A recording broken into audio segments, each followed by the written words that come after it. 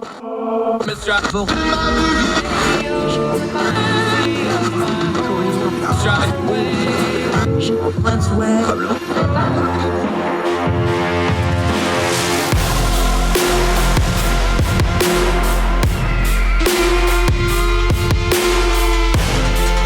your host, Andrew Donaldson. This is Heard Tell.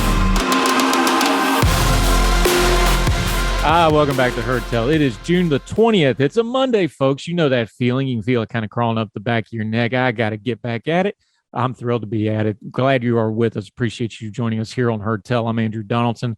Going to be a great week of turning down the noise. If you missed anything from last week, make sure you go back and check on it. As always, subscribing is free. We got a lot to cover on today's show. Uvalde, there is some new information out of there. And actually, it's about information of how we're not getting any new information. And it's very telling. We'll go down to Uvalde, touch in on that case. Also, we've covered Sri Lanka on and off over the last few months for a lot of reasons, mainly because there's a lot of international geopolitical news that converges there, and there's a lot of lessons to learn from it. There's another update on Sri Lanka. They're going to go to work from home to try to alleviate the transportation situation. They're running out of fuel, they're running out of food. Now they're having government and educational employees work from home. We'll talk about Sri Lanka in a little bit coming up on the program. Our guest today, great guest returning to the program, Garion Frankel.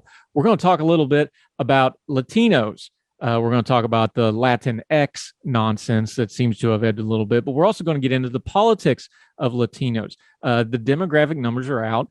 The Latino population in America is not only growing, it's one of the most diverse populations, but it doesn't get covered that way. We'll go to Gary and we're going to talk to him, especially the Rio Grande Valley. We just saw the special election in the 34th district for Texas, flipped red to a Republican Hispanic for the first time since antebellum times, 150 years ago. This is telling. We've covered it before. We're going to get into it with Garion Frankel. Latinos, race, Chicanos, all kinds of good stuff. Also, why can't we talk about race like adults in America? We'll get into that a little bit as well. Garion Frankel, great guest today. But first, let's talk about how the news is covered. It's kind of the core bone DNA kind of stuff to our program. The news doesn't get covered right in a lot of ways, so we said we're going to do it ourselves, try to do a little better job of it. No caterwaul and no shouting. We have a perfect example of how news media gets related here. It comes from Fox News, not picking on them. They just happen to be the guilty party here. Headline, I'll read a quote. We'll link to it in the show notes as always. Disney World employee among 12 arrested in undercover child sex predator sting. Oh my God, that's terrible. Let's get the pitchforks, right? Hold on. All right, first of all, sex predators are among the lowest of human life. They should be prosecuted to the maximum extent of the law. So go ahead and just let's get that out of the way first. We understand that's a terrible crime and it needs to be prosecuted. But let's break down this headline for a second because it's telling to how news is not news. The news media business is to get a reaction out of you. There was one person that's listed in this article out of those 12 people, and he's the Disney employee. Well, if you do a percentage, that's a really low percentage, 1 out of 12, right? So why did they focus on him? Well, it's called SEO, search engine optimization. I do this for ordinary times. I also do it when I submit op-eds to outside places. They run it. They want certain words because it hits the search engine. So if you're looking for sex predators, Disney, arrested, those words all hit really big, especially Disney World words right now, slip of the tongue, because Disney's been all over the news for a lot of different reasons, a lot of cultural reasons. So if you keep hitting Disney, everybody knows what Disney is. That's an optimized word. Everybody with me so far? So let's break this down. They do this whole 800-word piece on this one Disneyland employee. They don't mention any of the other 11. Why? Because it doesn't make them any money. That doesn't search engine optimize. So you go dig into here a little bit and find out that this guy is a Disney World employee. There's 80,000 Disney World employees alone. Just at Disney World, that's not counting a couple thousand that are employed in Florida doing other things. That's not including tens of thousands out in California and tens of thousands more worldwide. There's 80,000 employees, but this one's a sex criminal, so he gets the headline. He was a bus driver. He's not one of the costume characters that are hugging kids all day. That might be what's in your mind, but that's why the headline's written that way, to get your attention. Now, he did some horrifically stupid things here. He was, turns out he was texting and sexting with an undercover detective who was posing as a 15-year-old girl. That's a horrible crime. He needs to be prosecuted to the fullest extent of the law for it. Needless to say, he won't be driving the buses at Disney World anymore. But this is how news media works. They take a story and try to make it as personalized to you as possible to get you engaged on it. Of course, we should be outraged at child sex predators. The fact that he's a Disney employee checks a whole lot of boxes. And that's why stories like this get so big. And then when you dig into it, you find out, well, wait a minute. What about the other 11 people? They were the majority here. They're not Disney employees. Fox is very smart. They're a great business model. They're one of the most lucrative news media business models we've ever seen. They've mastered this sort of thing, and everybody else does it. I do it for ordinary times. We optimize words. What you as a news consumer need to do is understand when that's happening. Does the arrest of a Disney employee really affect your life? Not really, but it sure does affect your online life because this crosses all sorts of streams, especially for Fox News, which is predominantly an audience on the right. They're real mad at Disney right now. There's all kinds of Disney stories going on. There's a lot of social and economic and political news that are crossing streams when it comes to Disney World. So that's why it does. It tickles that stream. It tickles your ears and it sucks you in. Yes, sex crime's a horrible law, but those other 11 people were also horrible, but they don't get you motivated to go click on the link. Fox News did because it's Disney. You have to understand that news manipulates your emotions. Everybody does it. They don't talk about it, though. So understand when you see these headlines, they are tailor-made not only for you to read them, but to share them, click on them, and get outraged about, because then you'll click on the next one over and over again. It's fine to consume this stuff. It's like anything else. Moderation. Understand what you're doing, understanding why you're consuming it, and understand what you should do with it as you've consumed it. These stories are bad, but they're not the end of the world, and they're almost always never in context. Be aware of how the news media manipulates you. This is a perfect example of it. I hope he goes to jail for a very long time, and I hope everybody else keeps their bearing and understands that 1 out of 12 or 1 out of 80,000 needs to be kept in proper perspective no matter how bad it was. We'll do more Heard Tell right after this.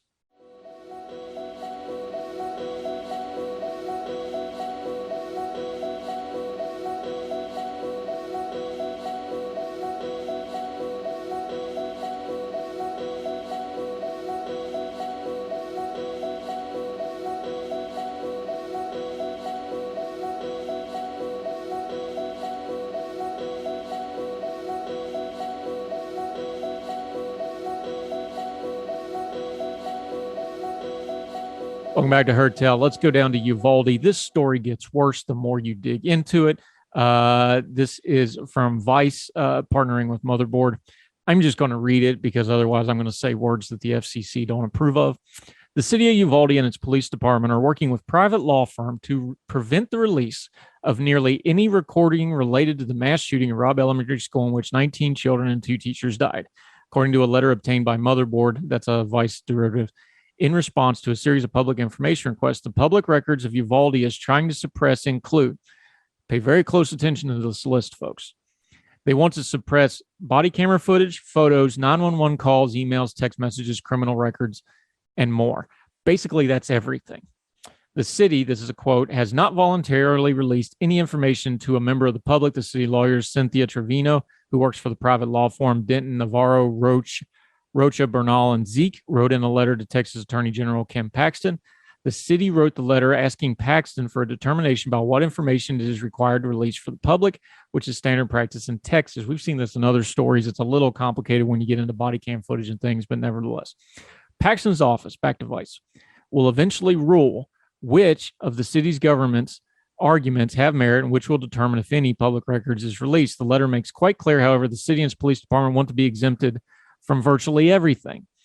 Release a wide variety of records, in part because it's being sued, in part because some of the records could include, quote, highly embarrassing information, and part of some of the information is not, quote, not of legitimate concern to the public, quote, in part because the information could reveal methods, techniques, and strategies preventing and predict. Hold on, let's stop right here. I don't think the public needs methods, techniques, and strategies for how they stood in the hallway for an hour while kids died. I don't think we need the specifics on that. I think we do need specifics on why these cowardly bureaucrats with guns who call themselves cops did nothing for an hour while these children die. I'm over this mess. Go ahead and send all the tweets you want. They're hiding stuff.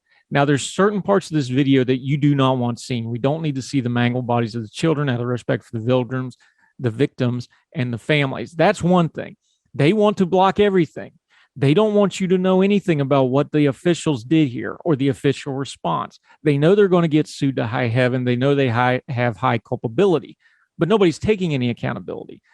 There should have been a wave of resignations after Uvalde. Everybody involved should have probably took a good look, and especially the people that made the command decisions should have resigned on the spot if they had any kind of integrity whatsoever.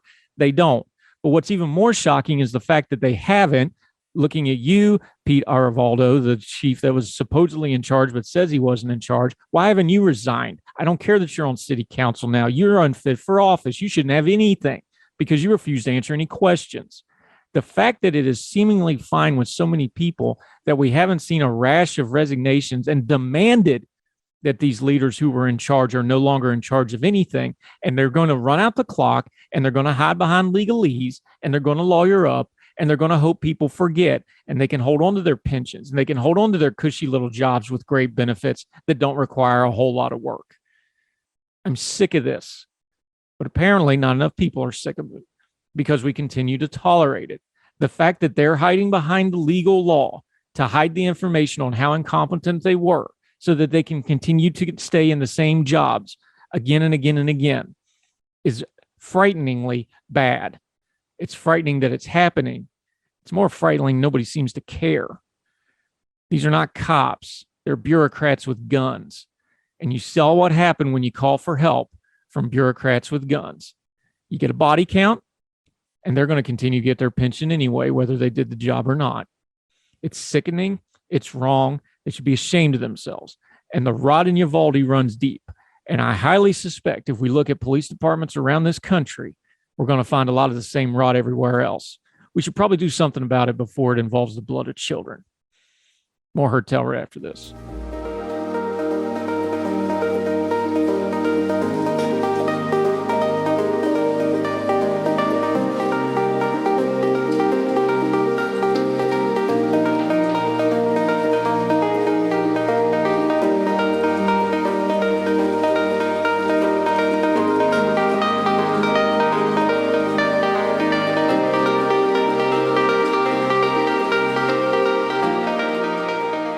Welcome back to Heard Tell. Okay, it's been a minute since he's here, but he is back. He's back with a vengeance. He's all fired up about this one. We're going to talk a little Latino.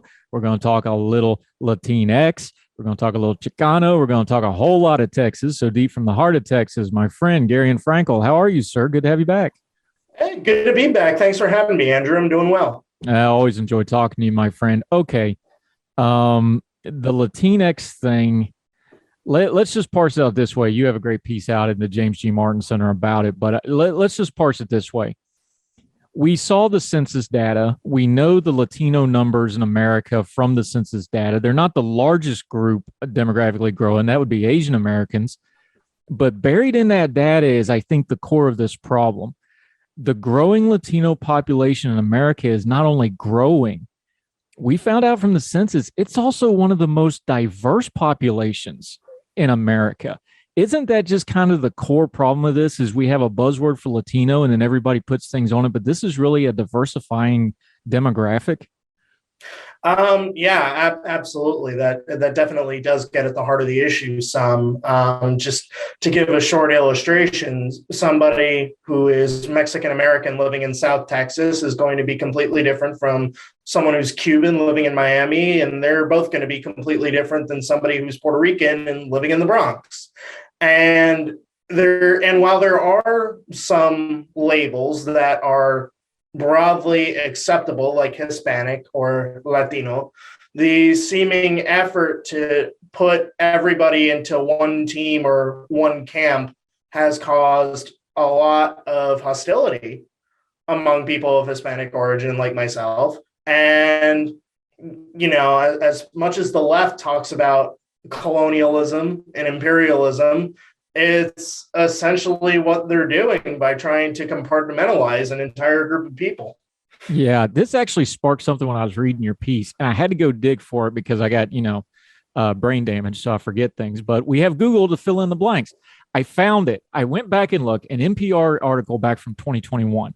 When the census data came out, all the demographic geeks kind of lost their mind because something like 50 million American marked some other race. And then when they dug into the numbers, I'm reading from NPR here, nationwide, some 45 million Latinos recorded as identifying with a mysterious alternative to what the federal government considers to be the major racial groups. 45 million of them mark some form and fashion of some other race, but then they go and talk to people. They have a gentleman named Alvarez. He said, well, I didn't see Hispanic and I didn't see Guatemalan, so I put some other race. They have another guy who's Cuban, same thing. He's like, well, I didn't see Cuban or Floridian, which I thought that was really hilarious. He said Floridian. He said, so I went some other race. People are going to self-identify how they want to identify. Is this one of those things where the government is not keeping up with the diversification of a large pluralistic society? Because 45 million Latinos saying the government isn't identifying us correctly, I think we're seeing pretty quickly where academia and then academia floods in the government pretty quickly. You know this, you're one of those academic people right now. Those two people talk a lot. Those folks and the Rio Grande Valley and Little Havana and Miami, they don't talk a lot. And that's where that shows up, isn't it? To a certain extent, yes. I think everybody in the scenario that you just described is talking, but the problem is that they're not talking to each other. All the academics and the government elites are talking to one another, and they're using their words and their compartmentalizations to describe tens of millions of people, whereas the tens of millions of people that they're attempting to describe have their own ideas, their own identity, and how they see themselves is not reflected on the Census Bureau. I mean, whenever my family is putting on the sentence for my mother and I anyway, and we mark white and Hispanic or Latino, but if we had an option to put down Texan, we would. I get that, I'm as Caucasian gets. I'm a hillbilly from West Virginia. But we run into this because like when I lived out west, everybody thought, if you have an accent, you come from Texas for whatever reason. But if I'm in the South, people think, oh, you're Southern. I'm like, well, no, I'm Appalachian. That's a whole distinct different beast. It covers part of the South, but that goes, parts of Maine, really, depending on which definition you want to use. I'm like, I'm a West Virginian. I'm a hillbilly. I'm an Appalachian American. Those are all real distinct, meaningful things to me. I've never seen any of those on any government form ever. It's always Caucasian. So this isn't just a Latino thing or a white thing or a black thing or an Asian thing or whatever. Do we have something where we just have a hard time talking about identity in a meaningful way? Is this a government problem? Is it a cultural problem? What do you think we need to do to kind of do a little bit better with this? Because identity, we've seen it with culture war stuff. Identity is really, really important to people, and they get twisted about it really, really fast if you get it wrong. Yep. Yeah, it's a government problem. It's a culture problem. It's all of the above. And while I think that there are individual organizations and institutions that have found some kind of solution, I remember back in high school when I was submitting my application to be a National Hispanic Merit Scholar. This a long time ago already. But at the time, they were already able to categorize it based on pretty much any type of Hispanic identity that somebody might come up with. They had pretty much every country of Hispanic origin on there. And that's a better model in that sense. But the problem with some of these models that work is that you can't expand them to occupy everybody and everything, because there's also the argument on the other side that to a certain extent, for data collection study purposes, you do have to categorize people, and you can only have so many categories before everything just gets really chaotic. Yeah, Garion Frankel joining us on Heard Tell. Back again. It's been a minute, man. It's been too long. We'll have you back on sooner, I promise. You use a great example from your own family, the Chicano culture down in especially Texas, New Mexico, the border areas. This is a distinctive thing. It has its own music. It has its own culture. It's even got language variations now that they've identified. When you went to write about this with Latinx, you kind of, went home to kind of explain this to folks. Explain to people who may not be familiar with it, Chicano culture, what that means to you as somebody that claims that identity. Just kind of explain it to people, and then why that's so important to you when you go to talk about something like a Latino, Latinx labeling. Yeah, well, just for some historical background, the Chicano movement was very strong among Mexican Americans living in the southwestern border regions, specifically about 50, 60 years ago. And it started as a social movement to rectify political and economic injustices. And, we talk a lot about injustices and justice now, but there were some real problems going on in the area. There was a critical systemic lack of political representation in these areas. You still had lingering effects of segregation. You had no services whatsoever in public schools for kids and their families who had just come over the border from Mexico, spoke little, if any, English. And suddenly you had to adjust and account for these individuals, and the systems and institutions at the time weren't doing that. So the Chicano movement really had three goals, and one was improving political representation. One was improved labor rights, specifically for farm workers. And the third was to increase Spanish language representation in public schools. So what you have is a defined movement with very, very targeted individuals that subscribe to the identity being invoked, and they had real political goals that were tangible and had benefits for normal people outside of the academic and political elite. And when you look at the Latinx movement, on the other hand, you're dealing with a small, nebulous group of people that, for the most part, only exist in academia. And they're trying to change a fundamental aspect of a language into something that's completely incomprehensible in either Spanish or English. Yeah, Garion Frankel joining us. So that's the 60 years of the Chicano movement. Fast forward to today, and the Rio Grande Valley is ground zero for a real political kind of earthquake, because I'm a little older than you. So I remember the 90s and 2000s when the Democratic Party was pushing demographics or destiny. The Republicans are guilty of this too, but they kind of started it, and then the Republicans reacted to it. It was, all these various groups of color and outsiders are going to come in, and they're going to naturally become Democrats. And excuse me. And our buddy Mark Yazagiri has been writing about this at Ordinary Times. We'll link to it in the show notes. He pointed this out. We just saw this last week with Myra Flores flipping the 34th district for the first time since antebellum post-Civil War, the first time a Republican won down there. And he pointed it out. He's like, you got to understand the Latino culture down here. The Latinos are the cops. The Latinos are the small business owners. They are the city councilmen. So you have the academics, which always skews way more progressive, or saying this one thing. You can't say defund the police because all the cops are Latino. How is that going to go? So it's not a wave movement kind of thing, but instead of 10, 11, 13% Latinos going more conservative or Republican, now it's getting that 28, 29, 30%. That's a big culture shift politically that, we're talking about in academic terminology, but that's where this stuff actually shows up, and there's movement, and it seems to keep growing. Same thing in South Florida, that you're starting to see 30, 32, 33%.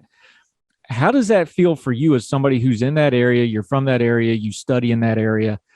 Is this really getting talked about locally? Like the national people are starting to catch on to it. Locally, does it feel that way, or does it feel just like a natural evolution?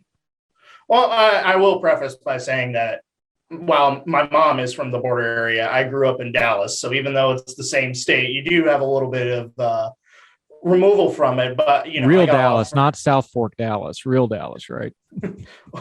North Dallas. I'm about 20 minutes north of downtown. But anyway, I got family down there. I got friends down there. I've been down there on plenty of occasions, and it feels completely different than it did just 5 or 10 years ago. I I used to have a much more active role in conservative politics in Texas before I went in the policy direction. But there is a saying that, Tejanos and Hispanics more broadly are Republicans. They just don't know it yet. Well, they figured it out. And there's a lot of reasons why this happened. Some of it is firmly within the control or lack thereof of control of the Texas Democratic Party. Some of it had to do with outside factors. Some of it had to do with social media. But there is a real shift going on in South Texas. And I think the election of Mayra Flores for one, as well as some of the municipal elections previously, proved that what we saw in 2020 is not going away. It's already a durable shift, and I don't see any indications that it's not going to continue. Yeah, Gary and Frankel, we're going to take a quick break. We're going to come back. We're going to keep talking about this. We're going to compare that Latinx movement to the Chicano movement again, real world versus academic problems. Also, Gary deals with education a lot. And we're going to talk about the economic part of this because people talk demographics. Really, what they need to be talking about is the economic stratospheres of these folks. More with our buddy Gary and Frankel right after this on Heard Tell.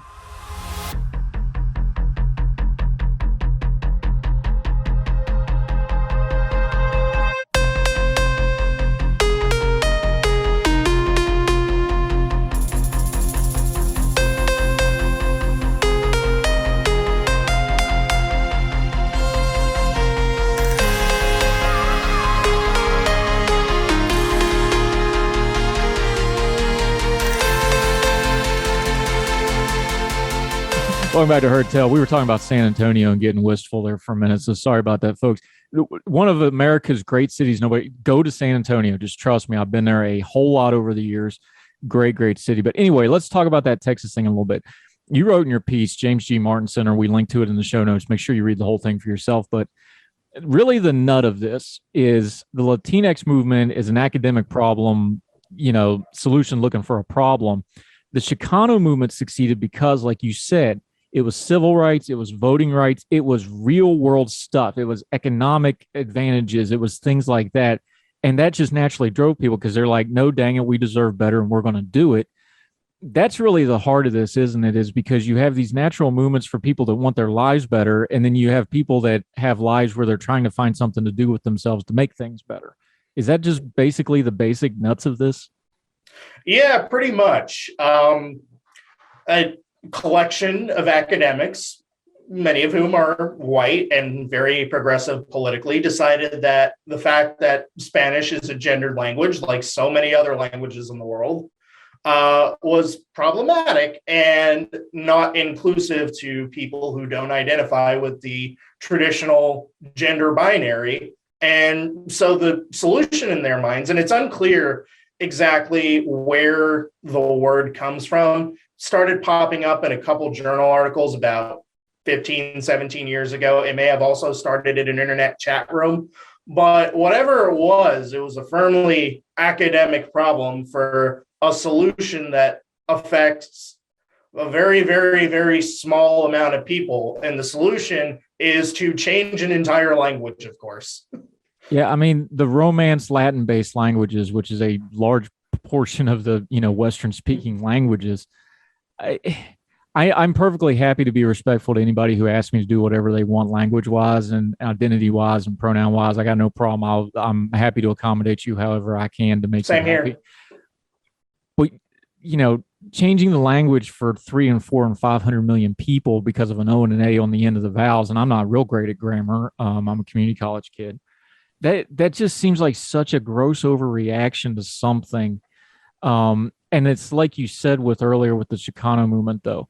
People want their jobs, they want their livelihoods, they want that. They just don't have time to really fool with a lot of stuff like that, do they?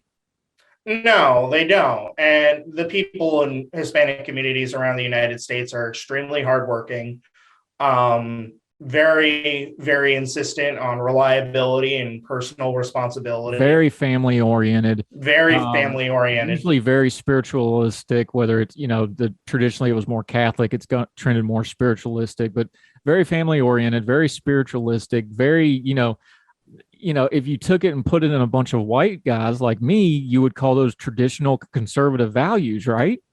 It looks different. Absolutely. You would absolutely call them traditional conservative values.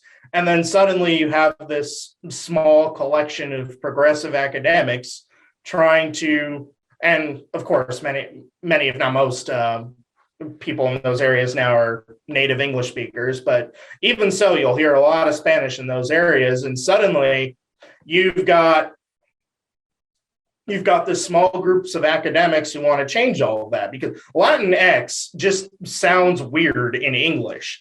And in Spanish, it would be like Latinche, Latinhe, makes absolutely no sense whatsoever. And the funniest part about all of this is that people who are non-binary from the Spanish-speaking world have developed their own alternatives for the traditional gender binary that make 3 times as much sense in both the Spanish and English languages, and yet nobody in the United States is paying attention to them at all. Yeah, maybe we should just defer to them and let them pick their own thing and just go off that. I'm good with that. Put your academic hat on for a second for me. We know that not only do we have racial issues in America, the bigger problem is we just have no seemingly way to talk about racial issues in America. When it comes to the Latino population, where are we at on the race relation edge of it? Is it getting better? Is it getting worse? Is there still widespread discrimination? The Rio Grande Valley is about as integrated Latino population as I think you're going to find about anywhere. I mean, it just is. Like, it just, I am that I am kind of stuff, right? How should we be talking about this? I'm sure there's still problems there, but what are the problems? What are the problems that were in the past that are new? Just kind of walk me through it. How should we be discussing the issues of race when it comes to Latinos in America, especially in an area like the Rio Grande Valley that's going to be a real political hotbed probably for the next couple of election cycles? Yeah, and it's hard because Hispanic and Latino origin, it's not a race, it's an ethnic origin. You can be Hispanic or Latino and white, you can be Hispanic or Latino and mixed, you can be Hispanic or Latino and black. And if you go to places like Argentina, there's a very healthy population of people who are of Hispanic origin and they're Asian. And that just adds an extra layer of complexity to talking about those issues in general. I mean, if you look at me, my last name is Frankel, and I look about as Caucasian as they come, but nevertheless, I'm Hispanic. When it comes to race relations, and I'm going to use these terms very generally between non-Hispanic whites and Hispanics, they used to be a lot worse going back 60, 70 years. They were victims of segregation and oppression as well. But if you look at things nowadays, at least in everywhere that I've been, aside from the occasional racist idiot at Walmart who doesn't like hearing people speak Spanish, it's really not something that people talk or think about anymore. Especially in somewhere like Texas, the Hispanic community has just become so integrated, and you can't really talk about Texas or Texan culture without talking about the Hispanic community, that you don't really see a lot of those tensions or problems anymore.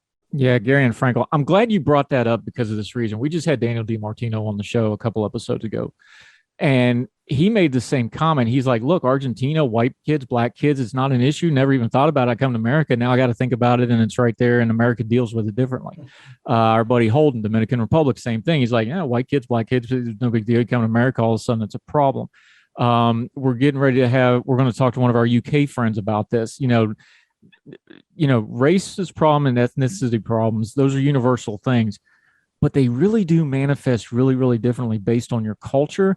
And I would say, and I think part of this that we want to circle back to where we started with the Rio Grande Valley and the Chicano culture is when we talk about race, we tend to disassociate it from class and economics, but you really can't, because it all goes hand to hand. And the more economically diverse and the more economically raised the Chicano and Latino population has become, the less race problems you have. That's just the facts of the matter. economic freedom is freedom, and it's also freedom from a lot of prejudice and racism because it empowers you. I think that's the angle of this that we just don't talk about enough. You have ties in that area. Does that feel the same way with you when you talk about the idiot at Walmart? It's like eventually he just sees enough Latino people, he learns to get over it and grow up. Is that what this is on a practical level? Yeah, and even if he never learns to get over it and grow up, at the very least, he will learn to shut up.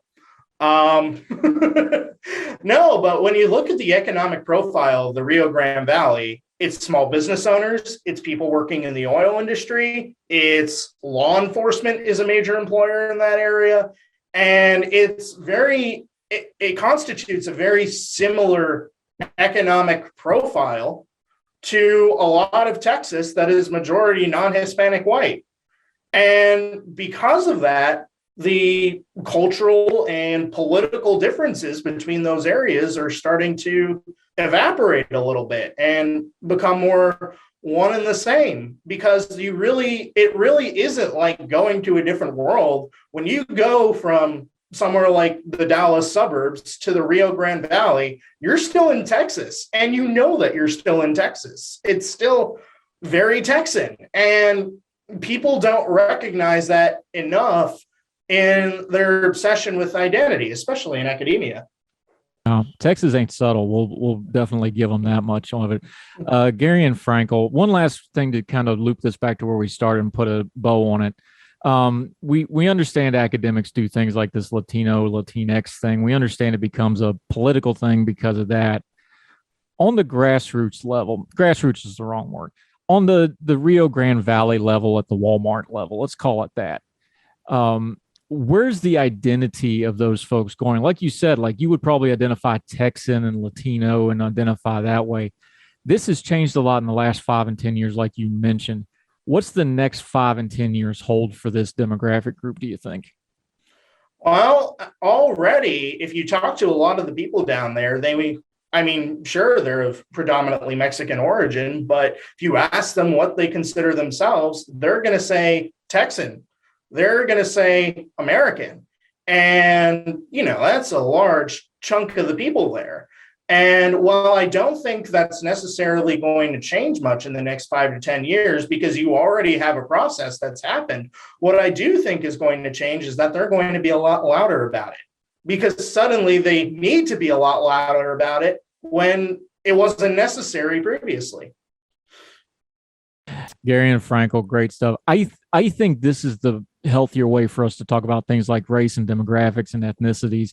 You have to take it as an all of the above approach. You got to talk about the economics, you got to talk about the cultural, you got to talk about the historical, and then you go to the political. And I think too much of our discourse, we're doing that backwards, where we start with the political and then you lose all the perspective. And then all of a sudden you get shocked and shaken when, Myra Flores flips the seat and like, well, wait a minute, that's not supposed to happen. It's like, well, no, if you're paying attention, it was coming.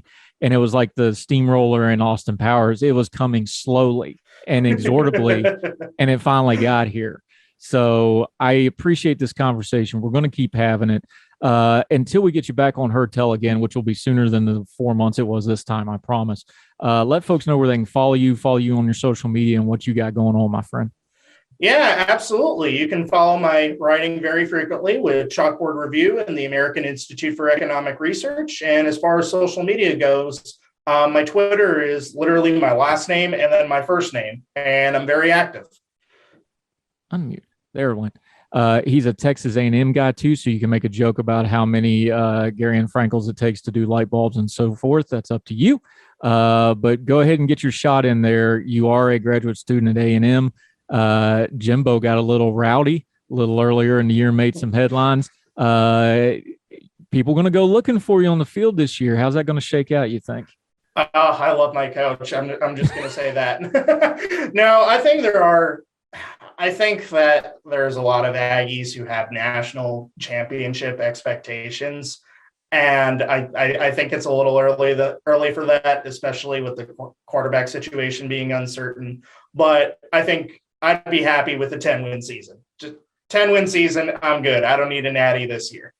Yeah, I tell people don't realize Saban and Jimbo are both West Virginia boys, and it goes way back to Glenville State College, and a lot of things that people just don't read about. And I was like, in the old days, you just take them out in the parking lot and leave them alone for 5 minutes. They could have worked that out, but now they're rich. So, we got to have a national discussion about it. Anyway. All right, Garion Frankel, thanks for the talk, man. Love it. Little levity on a heavy topic at the end is always a good thing. We'll talk again soon, my friend. Sounds good. Thanks for having me, Andrew. Thank you.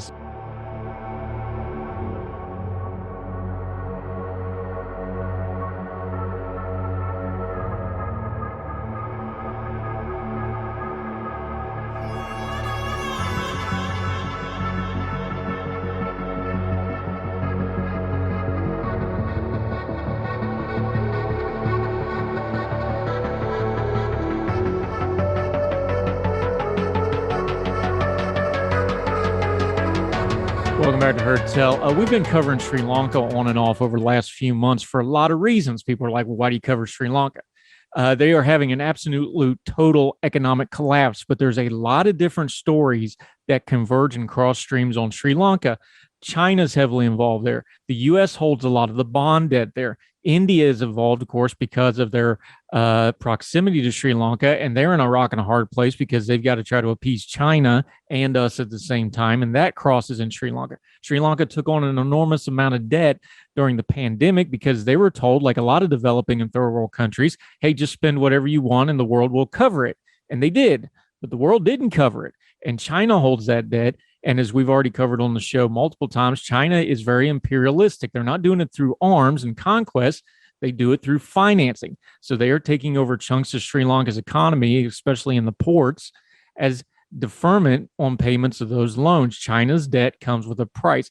All these stories are very important and have wide-ranging implications. That's why we keep covering Sri Lanka. It covers a lot of ground in a big old hurry. Now, new story out of Sri Lanka from the New York Times, Colombo. Out of fuel and struggling to contain a deepening economic crisis, Sri Lanka on Friday ordered government employees to work from home to reduce the rush on public transportation. The government of President Rajapaksa has faced months of sustained protest over mismanagement of the economy. Let's pause right here. The ruling government that just got ran out, it was very nepotistic. It was staying in one family. We won't get into all that. Please read this for yourself. That's also the background on this. They just switched it over to another guy, same problems. Back to the piece. Told the employees of state and education sectors to not show up to work for 2 weeks, according to a statement from the Ministry of Public Administration. Workers deemed essential were exempted. Does this sound familiar? Sri Lanka had already reduced working days by declaring Friday a holiday and urged government employees to engage in home time of gardening and cultivating short-term crops. Oh, by the way, there's no food now. Work from home announcement described a new order as a response to the situation where it's become difficult to satisfy transportation requirements. There's no gas and people can't get to work. A shortage of foreign cash reserves for essential import has worsened Sri Lanka's crisis, which has been attributed to mismanagement by members of the powerful ruling Rajapaksa family. I'm still probably saying that wrong. Just bear with me. Among their catastrophic policies were tax cuts that shrunk revenue and a ban on chemical fertilizers to promote organic farming, which devastated farmers. Hey, anytime there's a food shortage, run that string down. You're going to find a farming policy problem down there somewhere. Months of protests have forced much of the Rajapaksa,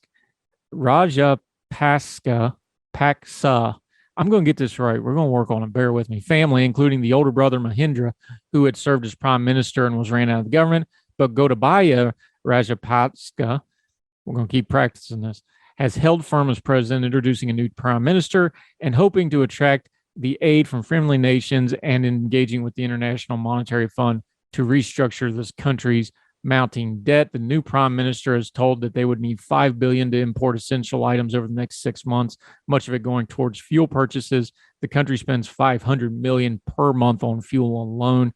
Fuel queues ease slightly, but are still in high demand. Why are we covering this?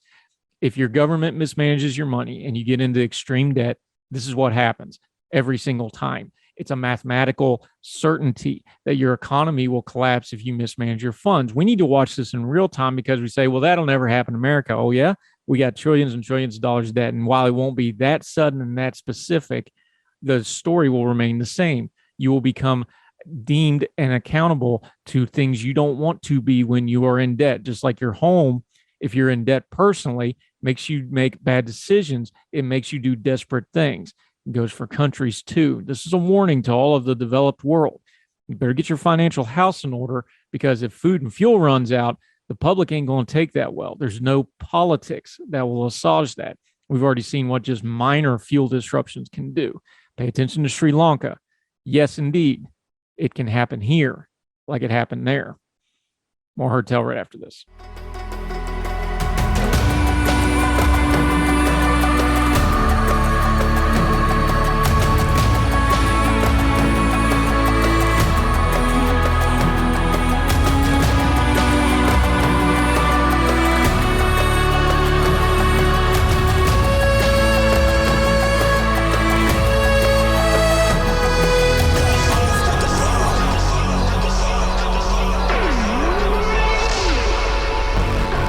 Welcome back to Heard Tell. You know, we always end on something a little uplifting, usually talking about charity things.